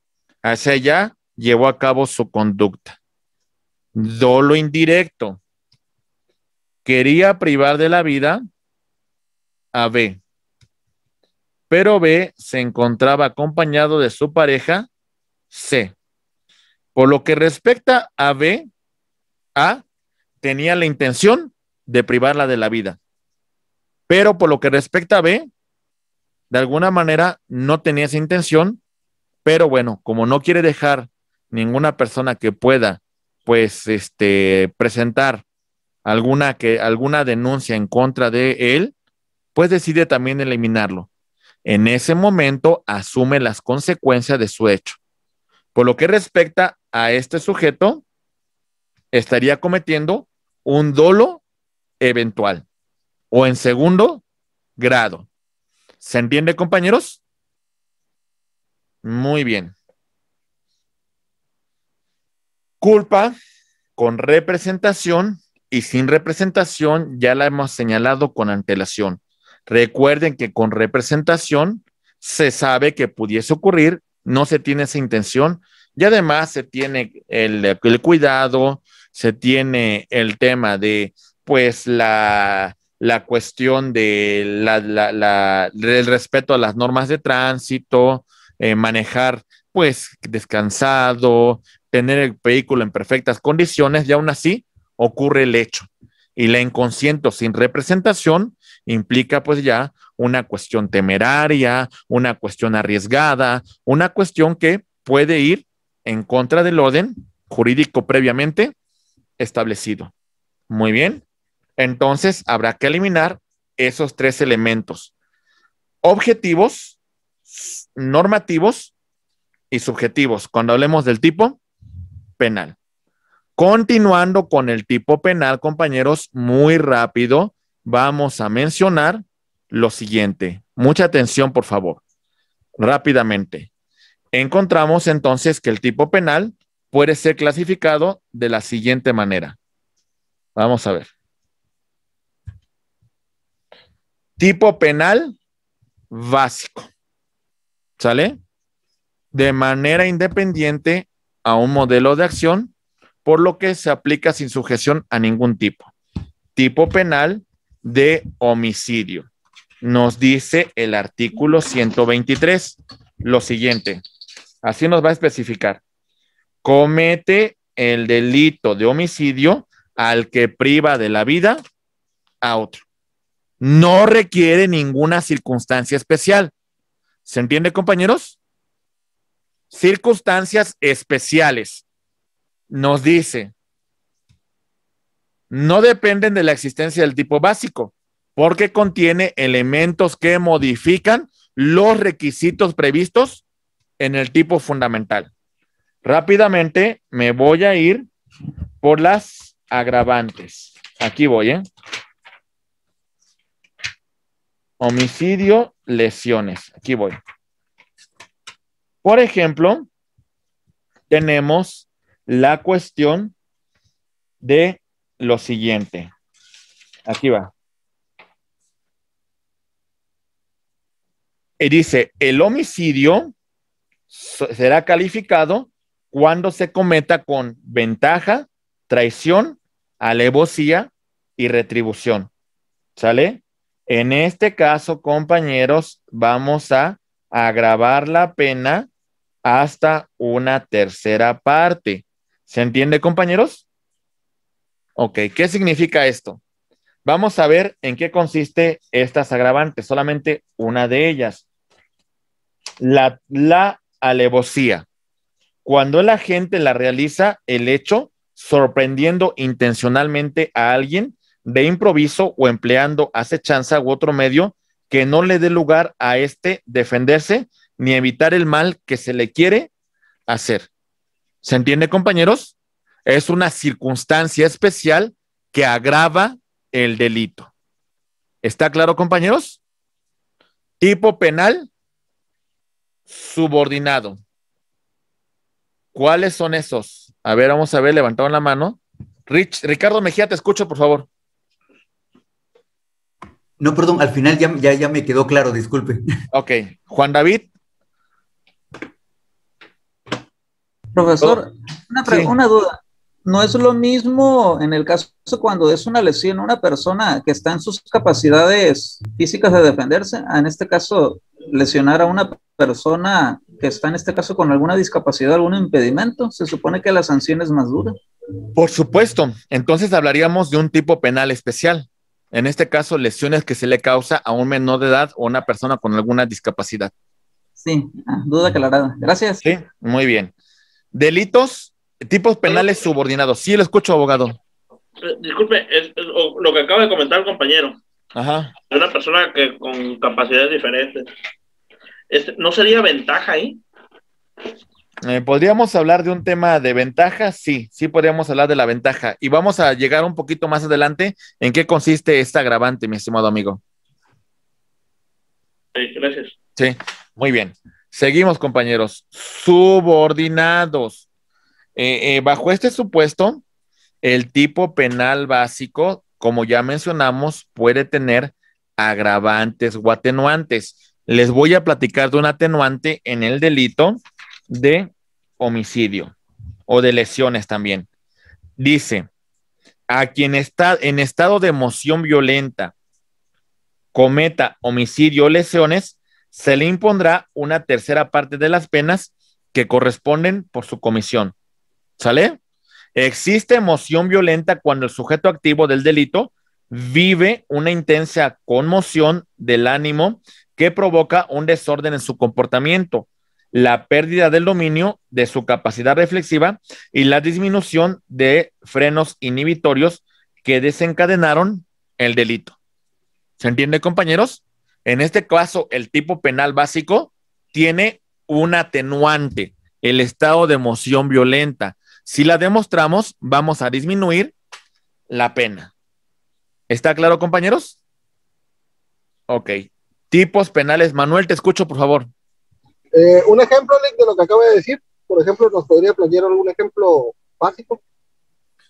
Pues, por ejemplo, el que mencionamos, por ejemplo, el tema del tipo penal básico es, por ejemplo, el homicidio, las lesiones. Homicidio, a quien prive de la vida a otro, se le aplicará una pena que va de 8 a 20 años de prisión. ¿Sale? Subordinado, el homicidio puede tener atenuantes. Ejemplo, el tema de el estado de emoción violenta. A quien cometa homicidio en estado de emoción violenta se le impondrá una tercera parte de la pena. Por ¿Sale? ejemplo, ahí una persona que ha sufrido, no sé, ya ve que se está dando muy comúnmente en México, personas que han sido en su infancia vulneradas, abusadas sexualmente y que van realizando en su vida diaria conductas antisociales que nos van generando pues repercusiones para la vida. Ahí, ¿qué pasaría? Se tiene que hacer un estudio psicológico, no sé, para dictaminar que esa persona ha sido lesionada mentalmente. Pues podría acreditar un estado, alguna cuestión de violencia, y esto pudiese generar a lo mejor que el sujeto activo pues no tenía la capacidad de evitar de dejar de evitar el mal, pues porque se encontraba pues subordinado, se encontraba amenazado por el sujeto activo, ¿no? Y en ese sentido actúa en ese sentido. Tendríamos que verificar pues a lo mejor algún estudio con algún médico en psicología, con algún psicólogo, pues que determine hasta qué punto ese sujeto activo resulta afectado y bueno, en ese sentido, pues a lo mejor atenuar su responsabilidad penal, mi estimado Manuel. Ok, gracias por la duda. Sí, muy bien. Compuesto, compañeros. Existen varios verbos rectores en el tipo penal, ¿sale? Vámonos al tipo penal de fraude. ¿Qué nos dice? Vamos a verlo. Ahí voy, ¿eh? Tipo penal de fraude. Artículo 230. Decimos lo siguiente. Fíjense cuántos verbos rectores utiliza. Al que por medio del engaño o aprovechando el error que otro se halle, se haga ilícitamente de alguna cosa o obtenga un lucro indebido en beneficio propio de un tercero, se le impondrán. ¿Sale? Hay dos verbos rectores, engañar y aprovechar. ¿Se entiende, compañeros? Es un tipo penal compuesto. ¿Sale? O engaño o me aprovecho del error de otra persona y obtengo un lucro indebido. ¿Se entiende, compañeros? ¿Vamos bien? Ok. Autónomos. No es necesario para estos tipos para aplicarse la ley se acuda a otro ordenamiento. ¿Sale? En este sentido, el propio legislador establece un modelo para aplicar directamente la conducta. Ejemplo, delito de feminicidio. Vamos a verlo, compañeros, rápidamente. Decimos lo siguiente. No requerimos irnos a ningún tipo de penal para hablar del feminicidio.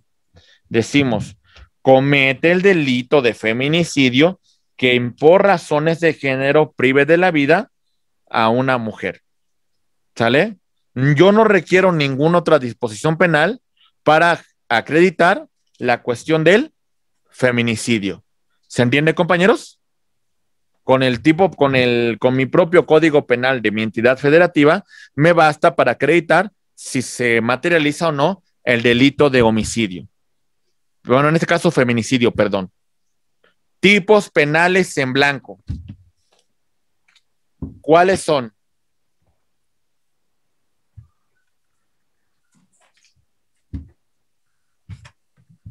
El legislador nos remite a otro dentro del mismo ordenamiento jurídico o inclusive otro ordenamiento jurídico. No se complementa el tipo penal. Vamos a recordar, compañeros, vamos a ver algunos delitos en contra del medio ambiente. 343.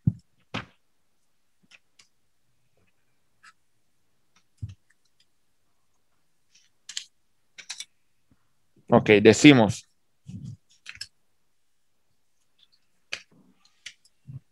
Se impondrán de 3 a 9 años de prisión y de 1,000 a 5,000 días de multa a quien realice o permita acciones u omisiones de ocupación o invasión. A ver, compañeros, para empezar, ¿a qué normativa tengo que remitirme si hablamos de ocupación o invasión? A la norma civil, ¿verdad? Al Código Civil. Ok, si no, no lo voy a comprender. Después, fíjense lo que dice. Área natural protegida o área de valor ambiental de competencia de la Ciudad de México. Bueno, área natural protegida. Me tengo que ir a las disposiciones normativas en materia de medio ambiente. ¿Se entiende, compañeros? Si no, no voy a poder señalar de qué se trata, compañeros. Otro punto, al suelo de conservación. ¿Qué es el suelo de conservación? ¿Se entiende? No me basta con lo que dice el tipo penal.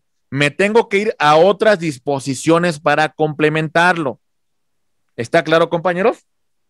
Como por ejemplo, si yo quiero ir al narcotráfico, tengo que verificar la Ley General de Salud que me va a establecer pues ese tipo de delitos que tienen que ver contra la salud. ¿Se entiende? Abiertos. El tipo penal no está completo y bueno, en este caso, la acción prohibida y la permitida debemos acudir a un complemento que se realiza en otro ordenamiento legal, como lo que hemos visto a continuación, compañeros.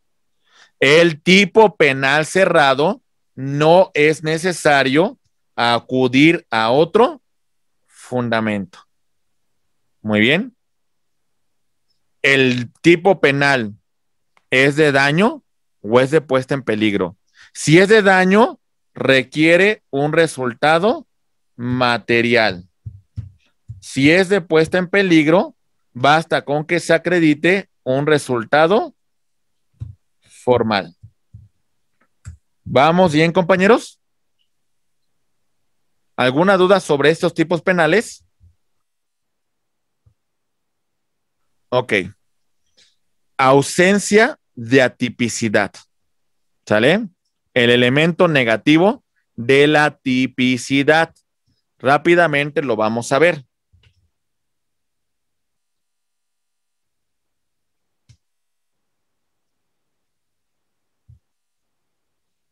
Atipicidad. Si falta alguno de los elementos descritos en la ley, pues de alguna manera no se va a acreditar. Vamos a ver un caso y se los voy a plantear. Abogados, regresemos al homicidio en relación de parentesco. Vámonos a nuestro artículo. Déjenlo, voy a mencionar. A ver. ¿Qué pasaría en este caso? A ver, ahí voy. A ver. ¿Quién me ayuda? A ver, le voy a preguntar a usted, Ricardo, una primera pregunta, por favor. Vea lo que le voy a decir, ¿eh? Artículo 125 del Código Penal de la Ciudad de México. Al que prive de la vida a su ascendiente, descendiente consanguíneo en línea recta, adoptante, hermano, cónyuge. Primera situación, Ricardo. ¿Requerimos una calidad en especial en el sujeto? ¿Sí o no? Sí. Ok. Ascendiente o descendiente, ¿verdad? Así es, entonces habría que ir al Código Civil. Ok. Pero entonces tenemos una calidad en especial, ¿verdad? En blanco. Ok. O sea, por ejemplo, en este caso en particular, entre usted y yo no se puede materializar este tipo penal. No. No, ¿verdad? O sea, entre usted y su hijo, entre usted y un pariente colateral, pues sí se podría materializar. ¿Estamos de acuerdo? Requerimos una calidad en especial en el sujeto activo y también en el sujeto pasivo. ¿Se entiende, abogados? Sí. Ok. A ver, le pregunto a usted, mi estimada Francia. Rápidamente, a ver si me ayuda. ¿Listo, Francia? ¿Me abre el micrófono, por favor? Me voy a ir, Francia, al delito de feminicidio. Artículo 148 bis. Dice, comete el delito de feminicidio quien por razones de género prive de la vida a una mujer. ¿Requiere alguna calidad en el sujeto activo, Francia?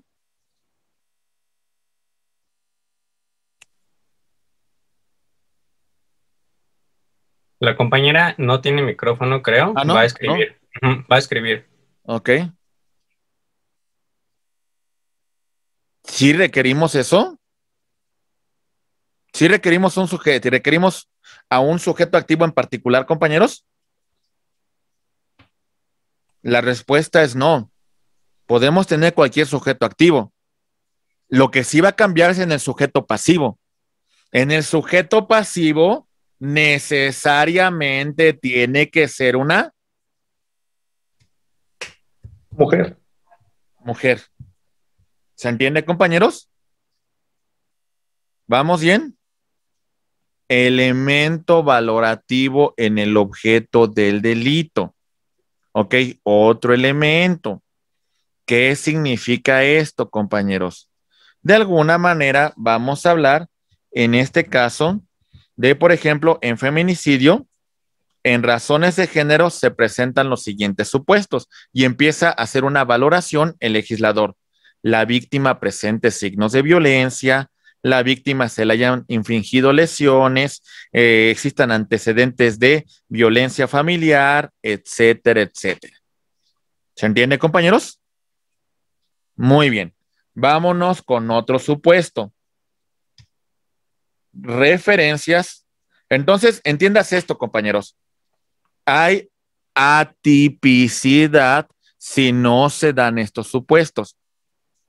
Por eso el Ministerio Público tiene que ser muy precavido del tipo penal que está presentando. ¿Se entiende?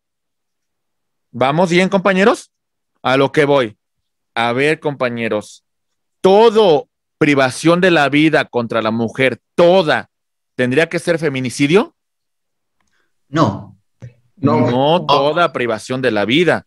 Y si nos enfrascamos en el tema de todo vincularlo como feminicidio, compañeros, puede ser que el Ministerio Público no integre adecuadamente una carpeta de investigación y ello conlleva, ¿saben a qué? A que el sujeto activo pues, quede en libertad por una mala integración, por una mala calificación del delito por parte del Ministerio Público. Por eso estos temas son tan importantes. ¿Se entiende? Bien, me voy a otro tipo penal para que ustedes vean la referencia temporal o espacial del tipo. Voy a irme a delitos contra el patrimonio y en particular, déjenles digo que voy a ver.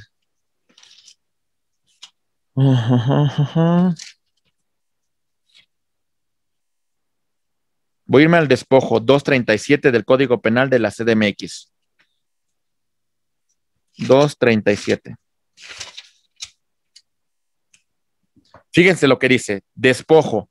Se impondrán de 2 a 5 años de prisión y de 100 a 500 unidades de medida de actualización al que por propia autoridad por medio de violencia física o moral. Aquí, por ejemplo, hacemos referencia a elementos valorativos, ¿eh?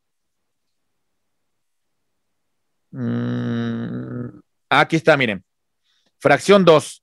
Al que por de propia autoridad y haciendo uso de cualquiera de los medios indicados en la fracción anterior o furtivamente, compañeros, ocupe un inmueble de su propiedad en los casos que la ley no se lo permite, hallándose en posesión otra persona.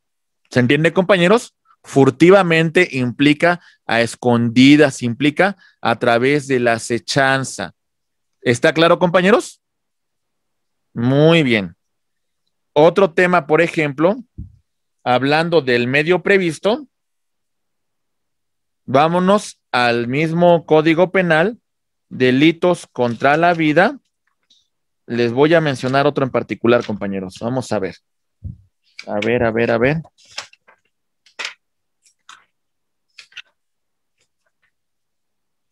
Ok, por ejemplo, dice,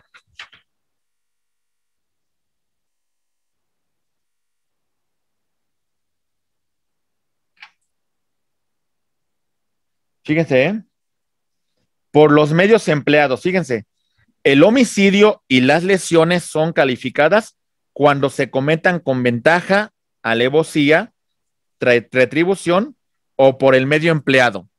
Nos dice la fracción quinta del artículo 138.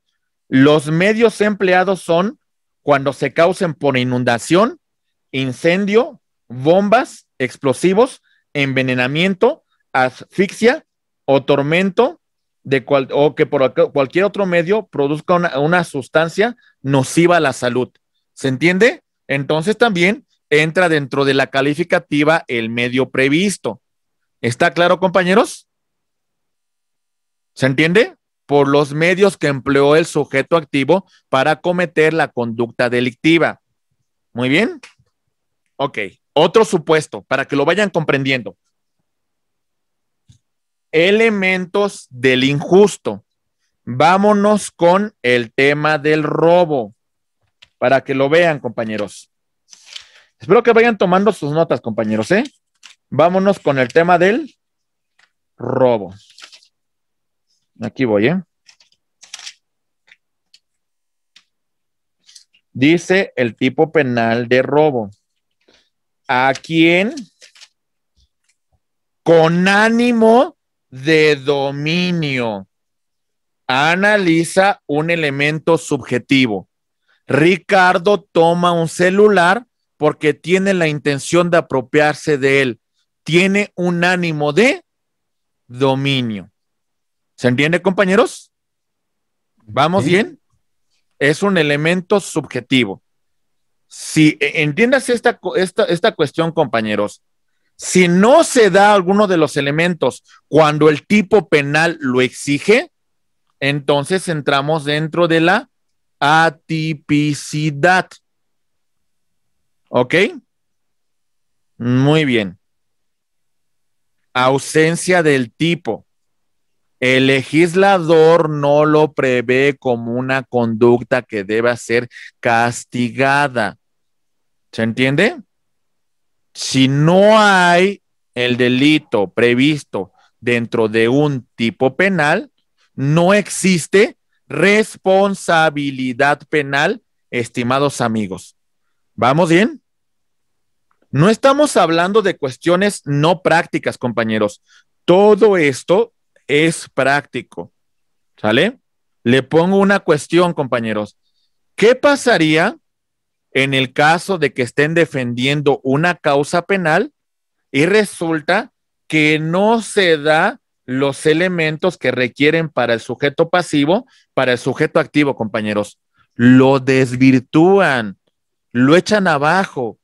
Por eso es muy importante la preparación de los ministerios públicos, de los abogados defensores, de los jueces. Es fundamental, porque no hacer una correcta integración, compañeros, tiramos una carpeta de investigación.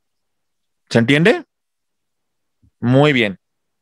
Ya vamos con estos tres elementos, positivos y negativos, conducta, tipicidad, antijuridicidad. ¿Se entiende, compañeros? Ok. Cuarto elemento positivo para analizar también su negativo. La imputabilidad. Recuerden, compañeros, la condición de idoneidad para ser sujeto de la norma penal. ¿Ok? Atención. Entramos a una zona intermedia cuando a lo mejor una persona tiene una imputabilidad disminuida. ¿Sale? Es autónomo, pero tiene a lo mejor pues un bajo intelecto, posiblemente tiene una dificultad para comprender, pero de alguna manera es autónomo. Va a tener una responsabilidad, sí, pero entramos dentro de esta zona intermedia. ¿Sale, compañeros? Vamos a aplicarle una pena atenuada.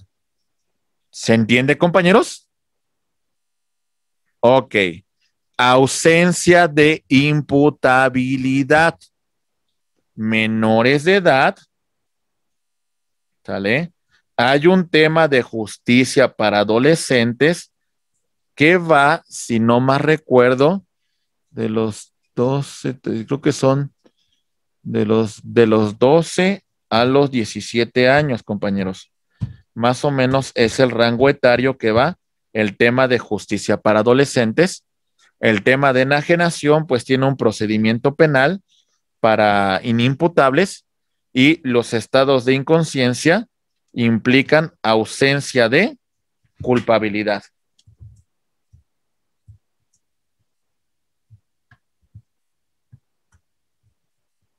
Muy bien, compañeros. Ok. En el caso de minoría de edad y de enajenación, no se va a aplicar una pena. Se va a aplicar, estimados abogados, una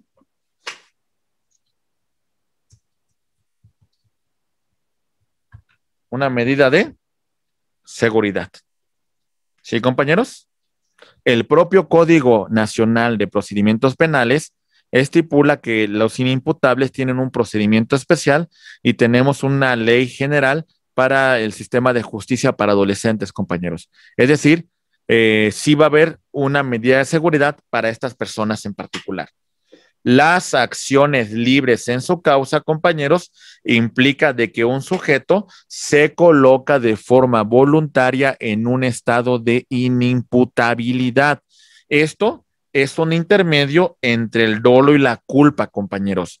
Alguna parte de la doctrina lo conoce como preterintencionalidad. ¿Recuerdan hace unos 4 o 5 años el asunto que ocurrió en la Ciudad de México sobre un auto que se estrelló sobre Reforma y murieron, si no mal recuerdo, todos los pasajeros y el único que sobrevivió fue el chofer, la persona que iba conduciendo? Aquí podríamos hablar que ese sujeto se encontraba en un acto libero en causa.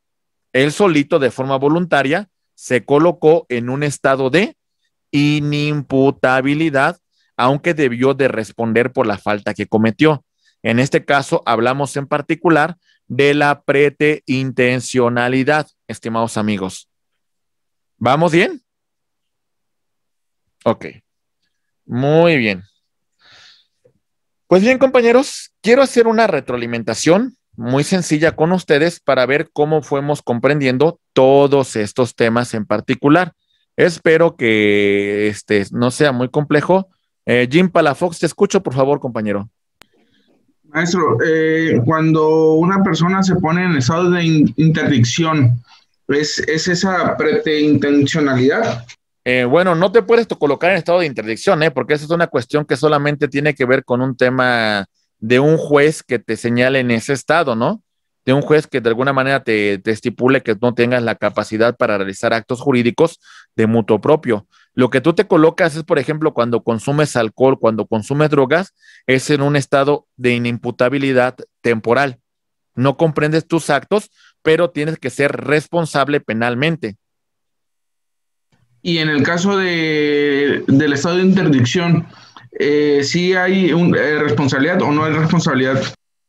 Si se logra acreditar que existe un estado de interdicción por parte del sujeto activo, no habría una responsabilidad penal, habría una medida de seguridad, pues para tratar de sanar la salud mental de este sujeto, ¿no? Y de alguna manera, pues que no lesione el bien jurídico tutelado de terceras personas. Perfecto, muchas gracias. Sí, muy bien. Deme un segundo, voy a poner la pila de mi cámara para empezar con las preguntas.